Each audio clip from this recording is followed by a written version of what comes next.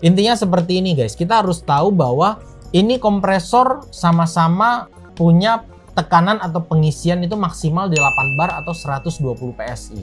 Nowadays I'm too cool for a girlfriend. Nowadays I don't know when the world spins. Oke guys, kembali lagi di channel Nathan De Lauren. Seperti janji saya sama teman-teman yang sebelumnya saya sudah review kompresor Molar Black Panther di tangki 24 liter dan kompresor Laconi Basic di tangki 8 liter. Nah, kadang banyak orang yang bingung panduan untuk atau tips dan trik untuk membeli kompresor itu apa sih dasar-dasarnya. Nah, di video ini saya ingin memberikan sedikit tips dan trik pengalaman dari saya yang saya akan share buat teman-teman biar bisa dijadikan panduan ya, untuk teman-teman bisa menjadi referensi dalam memilih atau rencana untuk membeli kompresor sehingga tidak salah beli. Karena kenapa guys? Kalau teman-teman salah beli ternyata kebutuhannya hanya di 8 liter, plus minusnya di mana kalau teman-teman beli yang tangki 8 liter? Plus minusnya di mana kalau teman-teman membeli tangki yang 24 liter? Nah, di sini saya akan kasih bahas dan tips dan trik untuk teman-teman semua ya. Tapi sebelum saya lebih lanjut, sekali lagi saya ingin mengucapkan terima kasih banyak buat teman-teman yang sudah mendukung dan subscribe channel kita guys ya. Dan buat teman-teman yang belum subscribe, silahkan klik tombol subscribe-nya dulu guys. Oke, terima kasih buat teman-teman yang sudah klik tombol subscribe-nya. Saya akan lanjut untuk memberikan ya beberapa tips dan trik dalam menentukan untuk membeli kompresor. Jadi sebenarnya simple sih guys, sederhana ya. Kembali lagi ke kebutuhan teman-teman. Satu hal, kalau memang teman-teman kebutuhannya untuk buka bengkel, ya kalau untuk kompresor dengan tangki kecil seperti ini, ya saya rasa kurang cocok ya.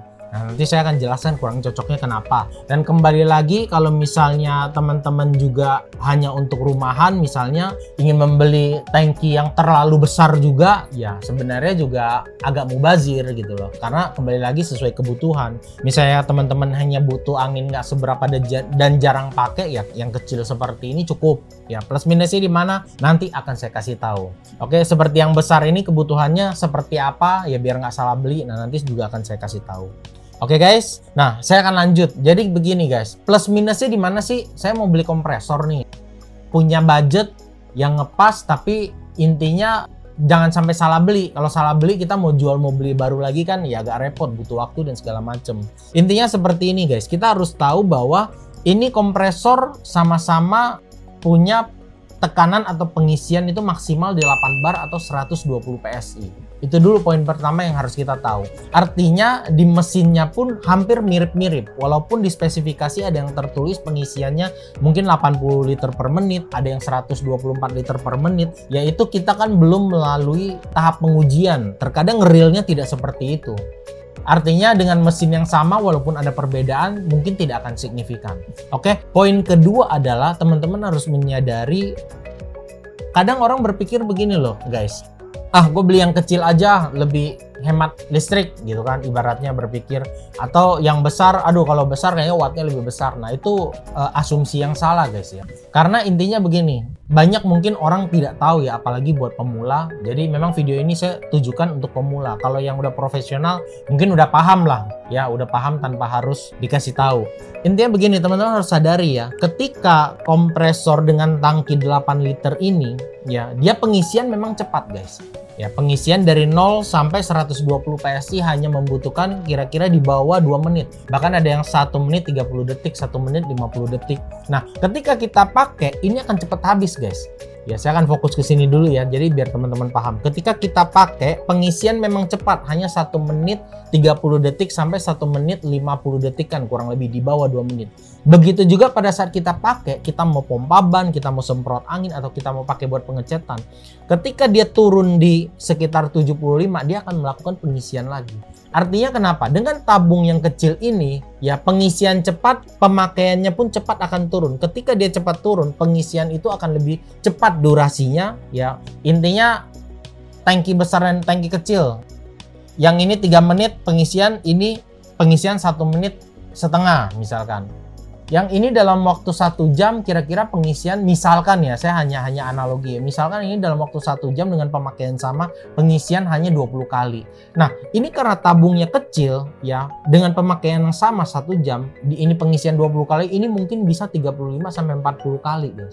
Nah, di situ justru akan lebih boros listrik. Nah, jadi teman-teman jangan sampai salah beli nih. Karena harga dengan tipe yang sama, misalkan sama-sama Lakoni ya. Sama-sama tipe 9S dengan tabung kan ada yang 8 liter, ada yang 24 atau 25 liter. Itu mesinnya sama, hanya beda di tabung aja. Dan harganya itu beda-beda, kadang hanya 100-200 ribu guys. Oke, jadi jangan sampai teman-teman nyesel dan salah beli gitu. Artinya tabung kecil seperti ini mungkin ada lebih murah 200, tapi teman-teman harus tahu lebih boros listrik karena pengisiannya akan lebih sering. Ya, pengisian lebih sering karena tarikan awal dari listriknya ini yang lebih tinggi, guys. Oke, dan plus minusnya kalau untuk tabung besarnya ini apa ya? Kalau tabung besar ya memang pengisian agak lama, tapi kita pemakaiannya pun lebih lama. Untuk angin yang kita pakai dikeluarkan, sehingga pengisiannya pun agak jarang, sehingga membuat listrik pun lebih awet. Oke, teman-teman pahami ya satu poin itu ya. Untuk tangki kecil ya lebih simple, lebih praktis. Tapi kalau untuk pengisian ya dia lebih cepat, tapi untuk pemakaian juga dia lebih cepat, sehingga pengisian durasinya berkali-kali itu jauh lebih sering dibandingkan tangki yang lebih besar. Oke, itu tips yang pertama buat teman-teman ya. Jadi teman-teman, saya kembalikan buat teman-teman, saya tidak menyarankan bahwa yang besar ini lebih bagus, yang kecil lebih jelek, tidak.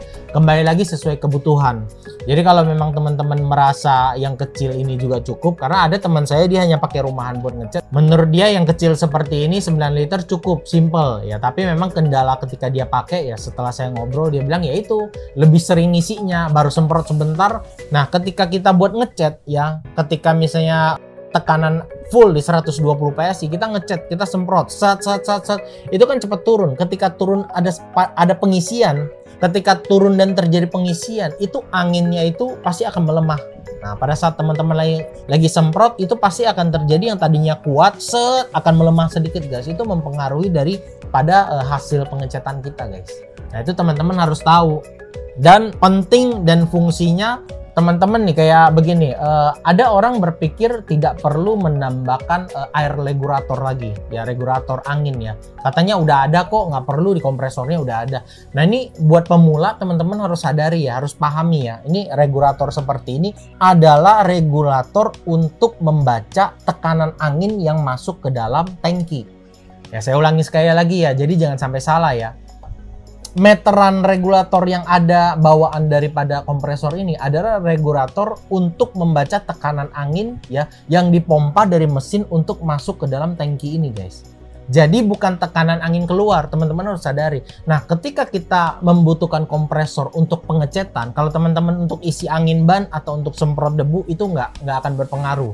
Ya, tapi kalau teman-teman pakai untuk pengecetan itu akan sangat berpengaruh. Teman-teman wajib, ya saya tekankan sekali lagi, wajib menambah regulator ya, untuk kita mengetahui atau memberikan tekanan yang keluar itu kita butuhkan berapa. Karena misalnya kita menggunakan paku tembak, menggunakan impact wrench yang angin ya, menggunakan cat, di situ kan ada ketentuan tekanan berapa bar yang dibutuhkan oleh alat yang kita gunakan. Disitulah fungsi daripada air regulator atau meter yang harus kita pasang ya, di luar dari ini. Nah, karena di luaran banyak orang untuk pemula dia nggak paham, udah ada meteran ngapain gue beli lagi nih gitu kan. Nah, itu salah besar. Sekali lagi, meter ini bukan untuk menunjukkan tekanan bar yang keluar, itu teman-teman harus pahami. Teman-teman harus tambah satu lagi, untuk supaya teman-teman mau ngecat, pengisian daripada misalnya dari penyimpanan udah berkurang, kompresor akan mengisi kembali. Nah, ketika kompresor mengisi kembali akan terjadi penurunan tenaga atau penurunan tekanan daripada angin tersebut. Nah, kalau kita menggunakan regulator meter untuk mengetahui atau membatasi jumlah tekanan atau bar yang kita butuhkan, nah itu akan konstan guys ya. Karena ketika pengisian ini masuk dan terjadi deviasi, ada turun powernya ya, yang terjadi untuk angin yang keluar akan tetap teratur di 4 bar. ya. Kalau enggak kan dia akan mengikuti, akan loss aja ketika pengisian masuk ya, terjadi turun tenaga atau tekanan, ini juga angin yang keluar akan ikut turun. Tapi dengan ada regulator dia akan tetap konstan. Teman-teman membutuhkan di 4 bar untuk pengecetan, membutuhkan di 4 bar untuk paku tembak, membutuhkan 4 bar misalnya untuk di apalagi impact range, ya itu akan konstan keluar seperti itu. Yaitu tips kedua ya. Jadi kembali lagi tips pertama ya, teman-teman harus sadari pengisian kalau untuk tangki kecil itu lebih sering, lebih boros watt ya. Yang kedua adalah di regulator. Teman-teman ketika membeli mau yang kecil atau yang besar, teman-teman wajib menambahkan air regulator ya, meter untuk mengatur bar yang keluar supaya kalau kita mau ngecat atau mau menggunakan alat itu konstan tenaga yang kita pakai.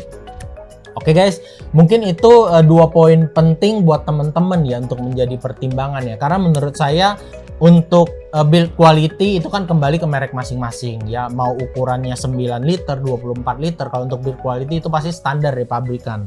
Dan yang ketiga adalah yang penting yang banyak orang nggak tahu, untuk quick coupler seperti ini nih. Banyak kan sekarang orang-orang sudah menggunakan quick coupler seperti ini ya. Nah, saya sarankan buat teman-teman, kalau teman-teman beli quick couplernya yang model untuk dimasukin seperti ini, artinya kalau orang bilang ini berarti female ya, cewekannya ya. Nah, teman-teman beli kalau bisa yang kualitasnya bagus. Ya, Tekiro kek ya, umumnya kalau yang bagusnya memang Tekiro. Kalau teman-teman membeli quick coupler yang satu lagi, tunggu sebentar ya. Kalau teman-teman membeli quick coupler ya, entah ininya drat atau bukan drat, intinya saya bicara di ujungnya. Kalau yang female atau yang di perempuan, teman-teman harus beli yang merek bagus. Karena kenapa? Yang menentukan nanti ketahanan dan dia akan bocor atau enggak adalah karet di dalamnya, kualitasnya. Jadi kalau teman-teman beli yang murah, kalau besi pasti semua sama kualitas besi. Ya karena ini bukan untuk digetok, bukan impact range, bukan yang akan penyok. Ini bisa dibilang ya kita pakai seumur hidup. Nah kalau untuk yang male, untuk yang cowokannya teman-teman boleh beli yang harga 3.000, 5.000 yang murah-murah ya. Ya karena kalau yang bagus Tekiro itu mulai dari cuman 7.500-an guys. Kalau yang male-nya teman-teman boleh beli yang murah, tidak masalah buat stok. Tapi tips buat saya kalau untuk yang female-nya ini wajib yang bagus karena mempengaruhi keawetan karet di dalamnya supaya dia tidak terjadi kebocoran guys. Oke guys, semoga video ini bermanfaat buat teman-teman semua ya, bisa menjadi referensi, bukan bermaksud menggurui. Ini adalah pengalaman dari saya dalam menggunakan kompresor ya. Siapa tahu teman-teman bisa ambil yang positif dari saya, mungkin ada yang teman-teman juga sudah tahu ya, bagus ya. Jadi kita saling berbagi ilmu. Oke, sekali lagi terima kasih buat teman-teman yang sudah mendukung channel ini dan sudah subscribe. Bagi teman-teman yang belum subscribe, silahkan klik tombol subscribe-nya dulu ya. Oke, terima kasih buat teman-teman semua. Semoga video yang saya buat selalu memberikan manfaat buat banyak orang ya. Oke guys, see you!